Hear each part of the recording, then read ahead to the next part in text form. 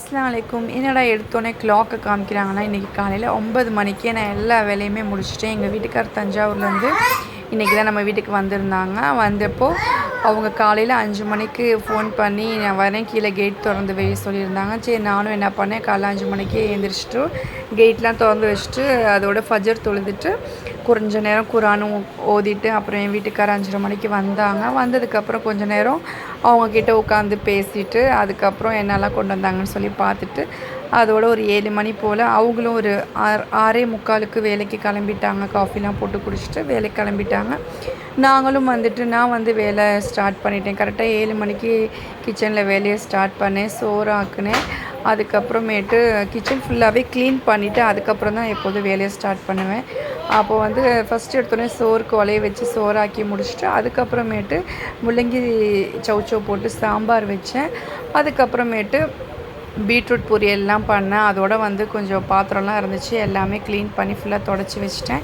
வத்தல்லேருந்து எல்லாம் பொரித்து வச்சுட்டேன். எல்லாம் பொரித்து எல்லாம் ரெடியாக வச்சாச்சு. காலையில் எல்லாம் முடிஞ்சிருச்சு. வத்தல் மட்டும் நான் மதியானம் தான் பொரித்தேன். அதை அப்போ தான் ஆட் பண்ணேன்.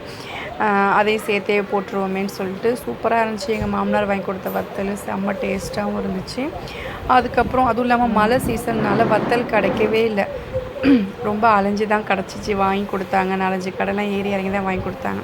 அப்புறம் தஞ்சாவூர்லேருந்து என்னென்ன கொண்டு வந்தாங்கன்னு பார்க்கணும்ல. நம்ம வீட்டில் இங்கே தேங்காய் ஒரு அரை மூடியே வந்துட்டு 40 ரூபா விற்கிது. அங்கேருந்து எங்கள் மாமனார் ஒரு 5 தேங்காய் கொடுத்து அனுப்பிச்சி விட்ருந்தாங்க. எனக்கு 5 தேங்காவே 1 மாதம் வரும். நான் ரொம்ப தேங்காய் யூஸ் பண்ண மாட்டேன். அதுக்கப்புறம் வத்தல் கொடுத்துருந்தாங்க. 2 வித வத்தல் வந்துருந்துச்சு. இந்த வத்தல் சூப்பராக தான் இருந்துச்சு. அதுவுமே நல்லா இருந்துச்சு. அதுக்கப்புறமேட்டு வத்தல்லாம் வாங்கிட்டு வந்தாங்க. அதுவும் நல்லா இருந்துச்சு. அதான் பொரிச்சதை நான் வீடியோவில் போட்டிருந்தேன்ல.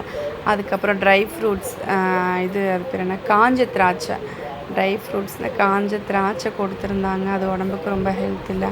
அப்புறம் இந்த கல்யாணத்துலலாம் கொடுப்பாங்கள்ல, இந்த சோமாஸ் ஏதோ ஒன்று சொல்லுவாங்க, அது பேர், அது இருந்துச்சு. அதுவுமே ஒரு 15 பேக்கெட் கொடுத்து அனுப்பிச்சிருந்தாங்க.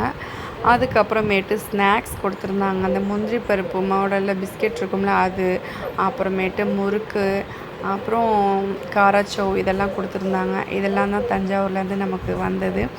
அப்புறம் என் பிள்ளைக்கு வந்துட்டு பேகு கொடுத்துருந்தாங்க. மாமியார் வந்து பேக் கொடுத்து அனுப்பிச்சிருந்தாங்க. முசல்லா கொடுத்துருந்தாங்க.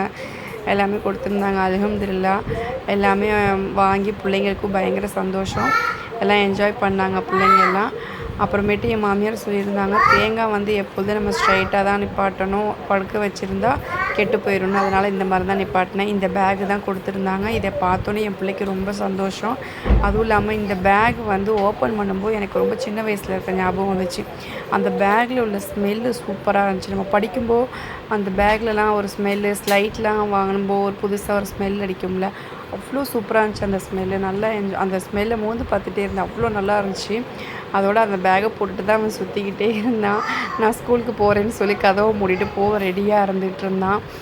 அவன் அண்ணன் போனதுனால ஒரே அழுக வேறு. நானும் பேக் மாட்டிட்டு ஆட்டோவில் போகணுன்னு சொல்லிட்டு கடைசியில் சமாதானப்படுத்தி அவனை உட்கார வச்சிட்டேன்.